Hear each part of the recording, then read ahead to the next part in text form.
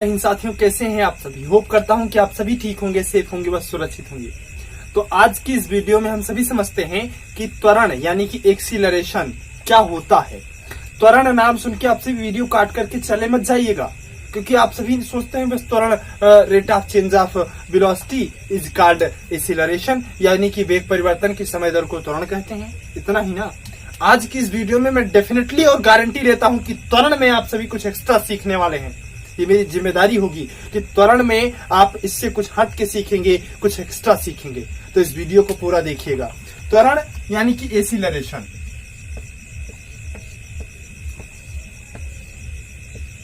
त्वरण क्या होता है, यही सबसे पहले यहीं से स्टार्टिंग की जाती है भाई, चाहे जो हो यहीं से स्टार्टिंग करेगा। त्वरण में आप एक्स्ट्रा सीखेंगे, ध्यान से सुनिएगा मेरी बात को, कि त्वरण क्या होता है।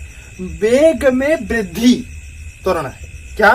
वेग में वृद्धि त्वरण है। बस एक शब्द इसमें इंक्लूड करना है कि वेग में समय के साथ वृद्धि त्वरण है। वेग क्या होता है?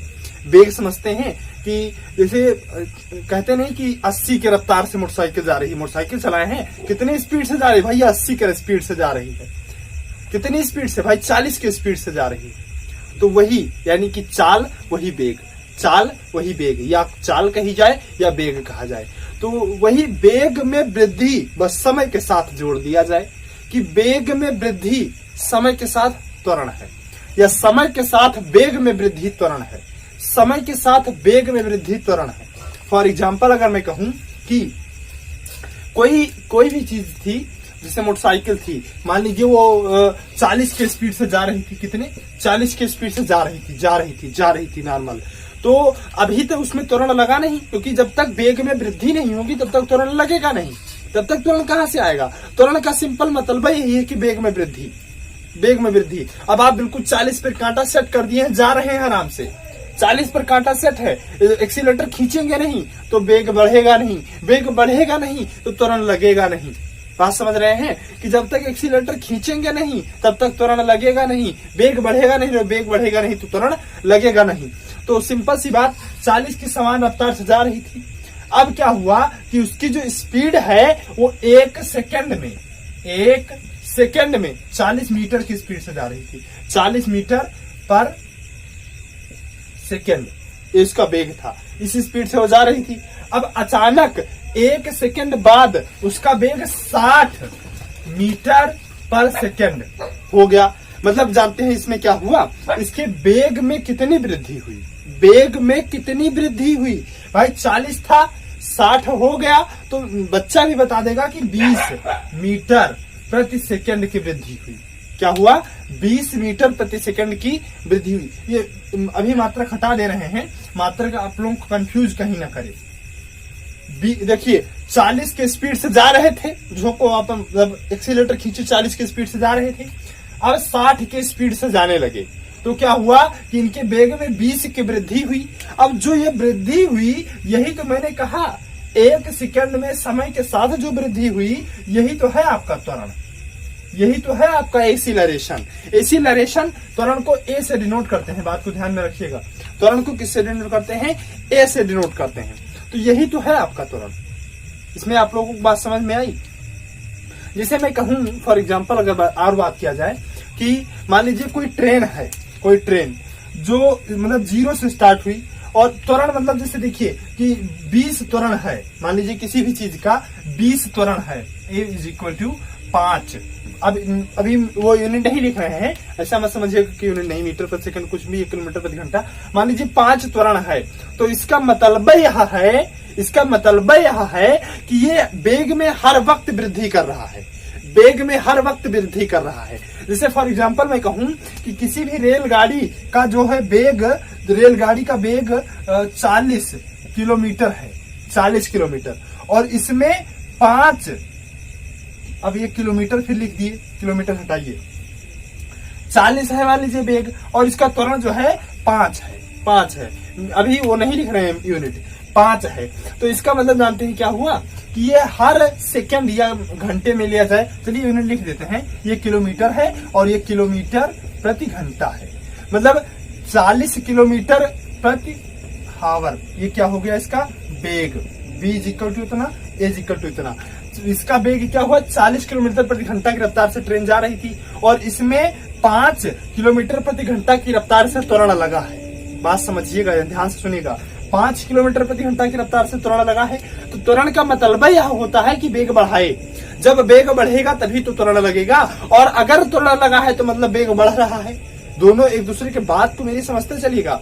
देखिए, जब वेग बढ़ेगा इसका मतलब तब त्वरण लगा, तभी वेग बढ़ा, और जब वेग बढ़ेगा तो त्वरण लगा, और अगर पहले से ही त्वरण लगा है तो इसका मतलब वेग बढ़ रहा है।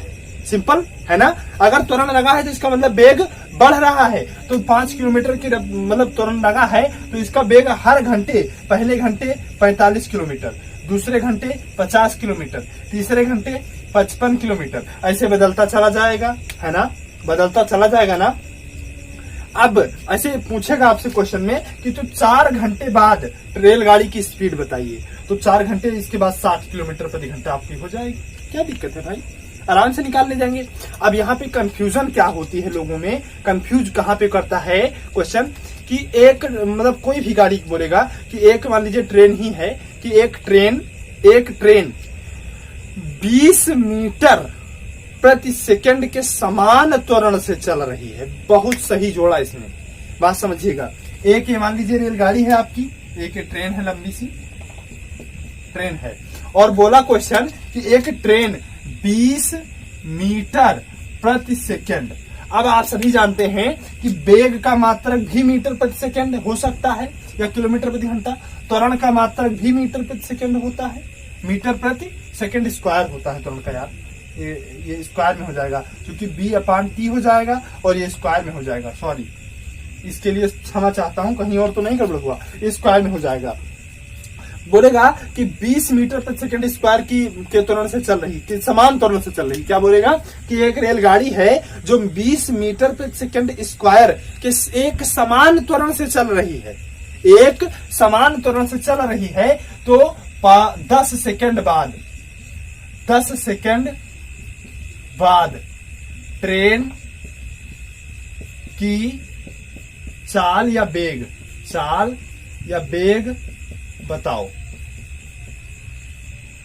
ठीक है, बात तो सुनिएगा कि एक ट्रेन 20 मीटर प्रति सेकंड स्क्वायर के एक समान त्वरण से चल रही है या चलना शुरू की है। यही बात, सिंपल सी बात कि चल रही है या चलना शुरू की है। तो 10 सेकंड बाद उसका ट्रेन का चाल या वेग बताओ। तो हम सभी अब यहाँ पे एक समान चाल से चल रही है कि 20 मीटर प्रति सेकंड स्क्वायर के एक समान वेग से चल रही है। तो एक समान वेग से जहां बोला, कहा कुछ लोग सोचेंगे जब एक समान वेग से चल रही है तब का, तब इसकी वेगवा तो 20 से हो जाएगा, ऐसे सोचेंगे ना। लेकिन यही हम लोगों की गलती हो जाएगी। त्वरण का मतलब है, जैसे त्वरण कह दिया, त्वरण का मतलब है वेग में वृद्धि है, त्वरण का मतलब वेग में वृद्धि है, तो इसका मतलब 20 मीटर हर सेकंड वृद्धि हो रही है ट्रेन की चाल में। प्रारंभिक चाल u = 0। भाई जब शुरुआत की होगी तभी तो मतलब 0 से स्टार्ट किया होगा, तो 10 अगले सेकंड उसकी चाल 20, फिर दूसरे सेकंड 40, फिर तीसरे सेकंड 60, फिर इसी प्रकार से बढ़ती चली जाएगी। 200 मीटर प्रति सेकंड उसकी चाल फाइनली आएगी। भाई 10 है तो 10 दूना 20, 200 ही आया ना है, तो 200 आएगी उसकी फाइनली चाल। ये बात समझे। अब त्वरण में ही एक चीज होती है मंदन। क्या होती है? मंदन एक चीज है। मंदन को समझ लेते हैं। भाई त्वरण का मतलब क्या हुआ कि वेग में वृद्धि तो हो गया त्वरण, अब वही वेग में कमी, बस हो गया मंदन। जैसे हम कभी कभी क्या होता है कि एक्सीलेटर खींचते हैं, बस तो वेग बढ़ जाता है, गाड़ी हमारी 80 की स्पीड से जाने लगती है, तो ये तो हुआ त्वरण। लेकिन कभी कभी देखते हैं वहां से कुछ है, मतलब डिवाइडर वगैरह या ब्रेकर वगैरह कुछ है, तो हम क्या करते हैं एक्सीलेटर को धीमा करते हैं, तो वेग में कमी होने लगती है। बस इसी प्रोसेस को बोलते हैं मंदन। इस प्रोसेस को क्या बोलते हैं? मंदन बोलते हैं। जैसे एक्सीलेटर खींचा तो वेग बढ़ने लगा, तो इसे बोलेंगे त्वरण। फिर जब एक्सीलेटर धीमा किया या स्लो किया तो वेग में होने लगी कमी, तो इसे बोलते हैं मंदन। बात समझ में आई? तो इसका मतलब प्रति क्षण वेग में होने वाली कमी को हम सभी मंदन कहते हैं। अब इसको हम टेक्निकली, अभी तो ये हुआ हमारे मतलब गांव की भाषा में ये सारी चीजें हमने समझा। अब टेक्निकली त्वरण क्या होता है ये बात हम थोड़ी सी समझ लेते हैं। तो इसके लिए इसको थोड़ा सा विरेज करते हैं। टेक्निकली क्या होता है त्वरण, ये बात अब समझना बाकी रह गया है ना।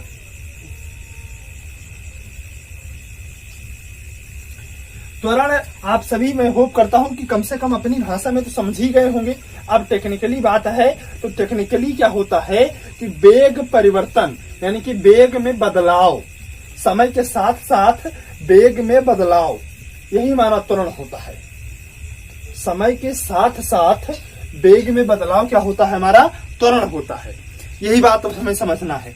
जैसे हम सभी जब कभी मान लीजिए आप ऐसे नॉर्मल खड़े हैं और जब आप चलना स्टार्ट करते हैं तो चलना शुरू जब चलना शुरू कर दिए तो ये होता है आपका प्रारंभिक वेग। मतलब जब शुरू किए, स्टार्ट किए, तो प्रारंभिक वेग होता है। इसे हम यू से डिनोट करते हैं। किससे? यू से डिनोट करते हैं। और जब अंत में जहां हमें पहुंचना था वहां पहुंच के जब रुकना हुआ, वो होता है हमारा अंतिम वेग, जिसे हम सभी वी से डिनोट करते हैं। इसे यू से, इसे बी से। त्वरण को हम सभी ए से डिनोट करते हैं। समय को हम सभी टी से डिनोट करते हैं।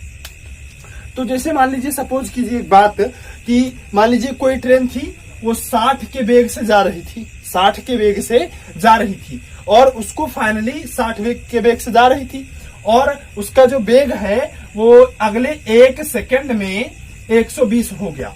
तो त्वरण बताइए।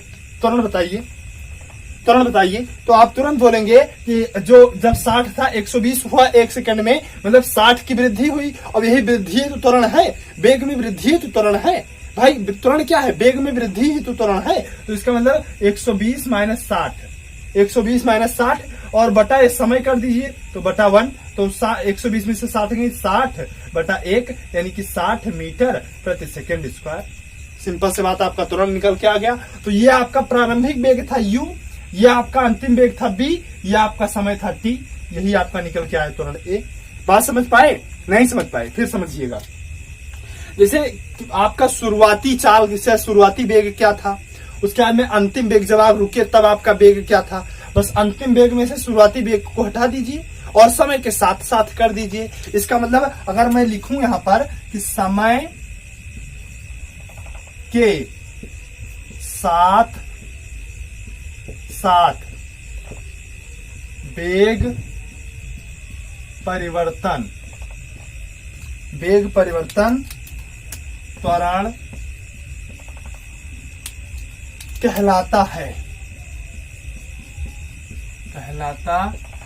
तो क्या गलत है? गलत नहीं है। वेग परिवर्तन, जैसे देखिए यहीं पर वेग देखिए, 60 था 120 हुआ, तो कितना परिवर्तन हुआ इतना नहीं जान पाए। जैसे मान लीजिए कि एक पेंसिल खरीदने गए आप, तो उसका मूल्य पहले 3 रुपए था, और आज लॉकडाउन में जब खरीदने गए तो पेंसिल का दाम 5 रुपए हो गया। तो कितना बदला? पहले से कितना बदल गया? 2 बदल गया। कैसे जाने? 5 में से 3 को घटाए, मतलब शुरुआत वाले को बाद वाले में से घटाए। इसका मतलब क्या हुआ? परिवर्तन। वेग परिवर्तन का मतलब हुआ b माइनस यू। अब बट्टे बात आई कि समय के साथ साथ, तो साथ साथ का मतलब होता है भाग, और भाग किसका? समय का। तो समय का मतलब t, यही होता है त्वरण a। जैसे यहाँ पे कहा जाए समय के साथ साथ, यानी कि वेग के साथ साथ दूरी परिवर्तन त्वरण कहलाता है। ऐसे अगर लिखा हो तो यहाँ वेग से डिवाइड किया जाता। अगर यहाँ पे लिखा होता मेरा नाम सत्यम है, सत्यम के साथ साथ वेग परिवर्तन त्वरण कहलाता है, तो यहाँ सत्यम से डिवाइड किया जाता। ये बात समझ पाए? तो अब इसी को थोड़ा सा हम ठीक ठाक करके लिख लेते हैं। तो त्वरण तो समझ गए ना कि क्या होता है। अब इसको ठीक ठाक कैसे करेंगे? टी से इधर गुणा करा देंगे, टी से इधर भेज देंगे, गुणा करा देंगे। तो आपका आएगा b minus U is equal to a into T, a multiply by T. तो ये आपका, अब u को उधर भेज दीजिए सिंपल, तो आपका फाइनल निकल के आएगा b is equal to U plus A T, b is equal to u plus AT. ये न्यूटन का गति का पहला समीकरण है। कैसे? कौन सा समीकरण? ये फर्स्ट इक्वेशन न्यूटन के गति का निकल के आया है, और यही त्वरण का ठीक ठाक रूप है। आप सभी इसको समझ पाए होंगे। अब ये होप करता हूं कि आप सभी सारी चीजें जो है समझ गए होंगे। न्यूटन का दूसरा समीकरण s is equal to U plus U T plus half A T square. तीसरा समीकरण b square is equal to U square plus 2as होता है। इन तीनों का यूज क्या है, कैसे इनके अंतर क्या है, इन सारी बातों के बारे में मैं आगे वीडियो बनाऊंगा। तो मिलते हैं अपने नेक्स्ट वीडियो में, तब तक के लिए जय हिंद।